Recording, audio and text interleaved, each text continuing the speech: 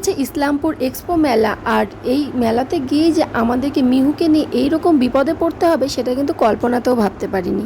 নমস্কার, আমি শ্রেয়া, শেয়ার গৃহকোণে আরও একটি ব্লগে তোমাদের সকলকে স্বাগত জানাই। গত রবিবার আমরা রেডি হয়ে চলে গিয়েছিলাম ইসলামপুর এক্সপো মেলাতে। দেখো, রেডি হয়েছি, তারপরেও বাড়িতে থাকতে থাকতেই মুখে কিন্তু প্রচুর ঘাম হচ্ছে, কারণ সেদিন ছিল 40 ডিগ্রি তাপমাত্রা। আর এই গরমে কিন্তু আমার মেলাতে যাওয়ার মতন কোনো ইচ্ছে ছিল না। এইদিকে সকালবেলার থেকেই মিহুর বাবা মিহুকে বলে রেখেছিল সে সন্ধ্যাবেলা মেলাতে ঘুরতে নিয়ে যাবে, সেটা কিন্তু মিহু একদমই ভুলেনি। তাই সন্ধ্যা হতেই তার জেদ, আর মিহুর কথা রাখার জন্যই কিন্তু আমরা মেলাতে গিয়েছিলাম। আর মেলার সামনে যেতে না যেতেই দেখো এই অবস্থা, কি পরিমাণে ভিড়। আমি তো সেখানে ঢুকেই বলছি যে আমি কিন্তু মেলার ভিতরে যাচ্ছি না। তো যখনই আমি বলেছি যে আমি মেলার ভিতরে যাচ্ছি না, তো মিহুর কি পরিমাণে কান্না যে মেলাতে যেতেই হবে। করব, মেয়েকে যখন বলা হয়েছে আর মেয়ের চোখের জল পড়ছে, কান্নাকাটি করছে, তো আমাদেরকে তো যেতেই হবে। তারপর ওর বাবা অনেকক্ষণ লাইনে দাঁড়িয়ে থেকে, প্রচুর ভিড়, মনে হচ্ছিল যেন একদম দুর্গাপূজার প্যান্ডেলে যেই পরিমাণে ভিড় থাকে বড় বড় প্যান্ডেলগুলোতে, সেই রকম একটা ভিড়। তো এত ভিড় অতিক্রম করে আমরা অনেক কষ্টে কিন্তু মেলার ভিতরে প্রবেশ করেছি। তোমরা কিন্তু আমার ভিডিওতেই দেখতে পাচ্ছ কী পরিমাণে ভিড়। আর সেই জন্য আমরা সেরকম কোনো দোকানে ঢুকিনি, কোনো কেনাকাটা করিনি, কিচ্ছু করিনি। শুধু মিহুর জেদ ছিল সে একটা নাকি ডক্টর সেট নেবে। আর এই ডক্টর সেট নেওয়ার জন্য একটা দোকানে ঘুরলাম। তারপর একটা ডক্টর সেট দেখে পছন্দ হওয়ার পর সেটা মিহুকে জাস্ট কিনে দিলাম।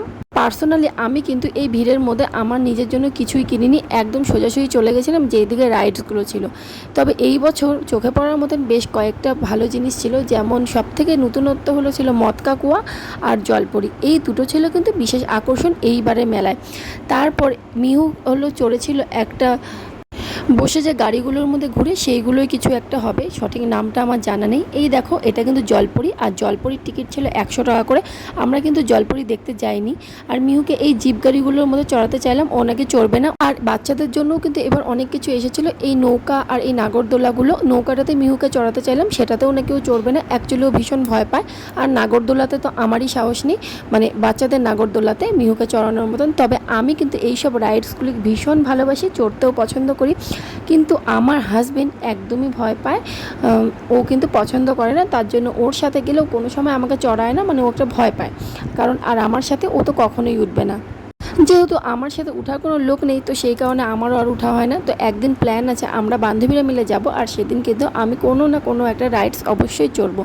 তারপর এখানে দেখো এইগুলোতে মিহু উঠেছিল, এটা তো একটুও ভয় পায়নি। এটারও টিকিট ছিল 50 টাকা, আর এটা ঘোরাচ্ছিল মাত্র 5 থেকে 7 মিনিট। তাহলে দেখো 50 টাকা দিয়ে কি এইগুলো থেকে ঘোরানো যায় বলো? একবার ওকে উঠানোর পর ও বলছে ওর নাকি মন ভরেনি, ও আবার উঠবে। যাই হোক, সেখান থেকে ওকে সরিয়ে দিলাম, কারণ বেশি সময় ছিল না আমাদের হাতে। আর সবথেকে বড় কথা, 50 টাকা দিয়ে মাত্র 5 মিনিট ঘোরাচ্ছিল। তারপর কিন্তু আমরা চলে গিয়েছিলাম মদকা কুয়া। এটাও কিন্তু আমি ফার্স্ট টাইম দেখলাম, কখনোই কিন্তু আগে দেখিনি। আর আমার কিন্তু ভীষণ ভালো লেগেছে। তোমরা যদি আগে এই মদকা কুয়ার দেখে থাকো আর কেমন লেগেছে অবশ্যই একটা কমেন্ট করে জানিও, তাহলে আমারও ভালো লাগবে। যাই হোক, তারপর চলে গেলাম এখানকার মদকা কুয়ার টিকিট কেটে উপরে আমরা। আর মদকা কুয়ার টিকিটও ছিল কিন্তু 50 টাকা করে। আর এটা দেখাচ্ছিল প্রায় 15 থেকে 20-25 মিনিট হবে। আর এটা কিন্তু আমার ভীষণ ভালো লেগেছে। তবে আমার মনে হয় এটা সরকার থেকে ব্যান্ড করে দেওয়া উচিত। এত রিস্ক নিয়ে, জীবনের এত রিস্ক নিয়ে কিন্তু এই সব গেম একদমই ঠিক না, একদমই খেলা উচিত নয়। এগুলো একটা জীবনের বাজি রেখে খেলা।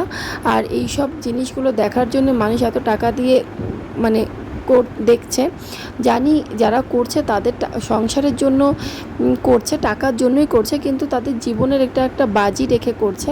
যাই হোক, আমার খুব একটা পার্সোনালি দেখে ভালো লেগেছে, কিন্তু অনেক রকমভাবে ভাবলে মনে হচ্ছে না যে এটা খুব একটা ঠিক। যাই হোক, এই ছিল আজকে আমাদের ভিডিও।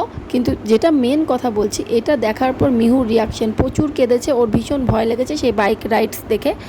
তো ওকে কান্নাকাটি নিয়ে আমরা বাইরে বেরিয়ে এসেছি। এত কাঁদছিল, আমি ভাবতে পারিনি যে ও এই বাইকের রাইডস দেখে এতটা কাঁদবে, এতটা ভয় পাবে।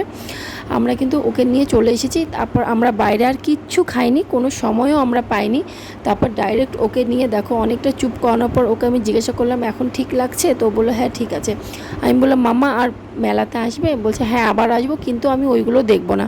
আর এদিকে বাড়িতে আসার সময় আমরা কিন্তু বৃষ্টির মুখে পড়ে একদম ভিজে গিয়েছিলাম। এই ছিল আজকে আমাদের একদম বাজে এক্সপিরিয়েন্স মেলার।